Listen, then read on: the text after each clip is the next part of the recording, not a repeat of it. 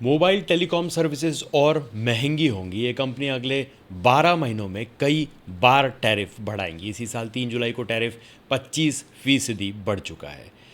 Care as ratings के मुताबिक इस बढ़ोतरी से टेलीकॉम कंपनियों जियो, एयरटेल और वोडाफोन आइडिया की प्रति यूज़र औसत आय, जिसे आरपीयू भी कहा जाता है, 182 से 15% बढ़कर 220 हो जाएगी। कंपनियों की तैयारी आरपीयू 300 से ऊपर ले जाने की है। भारतीय एंटरप्राइजेस के चेयरमैन सुनील भारती मित्तल का कहना है कि प्रति यूज़र आय 300 रुपये तक पहुंचने के बाद भी भारत दुनिया का सबसे सस्ता टेलीकॉम मार्केट बना रहेगा। देश में इंटरनेट की पहुंच 2014 में सिर्फ 13.5% थी, जो 2024 में 4 गुना यानी 52.2% हो गई है। 2018-2019 से लेकर 2022-23 के बीच टेलीकॉम इंडस्ट्री की आय 1 लाख करोड़ रुपए बढ़ गई है। 2016 में 4G सर्विसेज शुरू होने के बाद टैरिफ घटा था। इसके बाद देश में इंटरनेट की पहुंच भी तेज़ी से बढ़ी, फीचर्स की डिमांड भी बढ़ी। अब 5G सर्विसेज शुरू हो गई हैं। टेक्नोलॉजी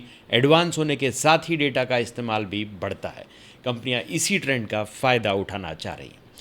वित्त वर्ष 2023-24 में टेलीकॉम इंडस्ट्री की कुल आय 2.4 लाख करोड़ रुपए तक पहुंच गई। बीते 10 साल में टेलीकॉम कंपनियां 22 से घटकर 5 ही रह गई हैं। बैंक ऑफ अमेरिका का मानना है कि अगले 5 सालों के दौरान भारत में टेलीकॉम आरपीयू 13.6% से बढ़कर 250 रुपये और 7 साल में 36.4 से बढ़कर 300 रुपये पहुंच जाएगी।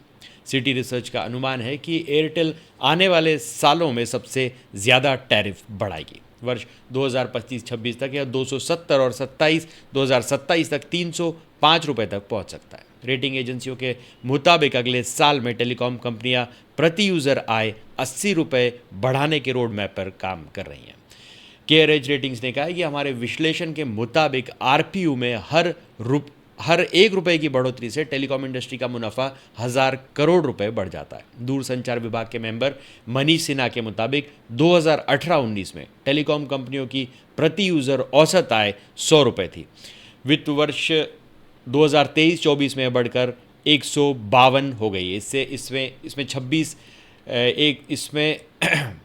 86% हिस्सेदारी 4G की है और करीब 14% हिस्सेदारी 5G की रही है। टेलीकॉम एक्सपर्ट महेश उप्पल ने बताया कि इस साल मई में जियो के ग्राहक 35 लाख और एयरटेल के 9 लाख बढ़े। इन दोनों कंपनियों के उलट वोडाफोन आइडिया के ग्राहक एक महीने में 17 लाख घटे हैं।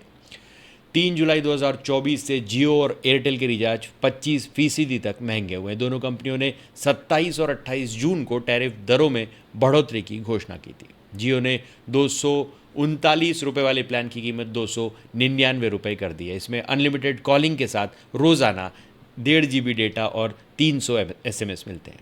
तो आज के लिए बस इतना ही। तब तक के लिए हंसते रहें, मुस्कुराते रहें, स्वस्थ रहें, व्यस्त रहें और मस्त रहें। और जी हाँ, चैनल को भी ज़रूर सब्सक्राइब करें। धन्यवाद।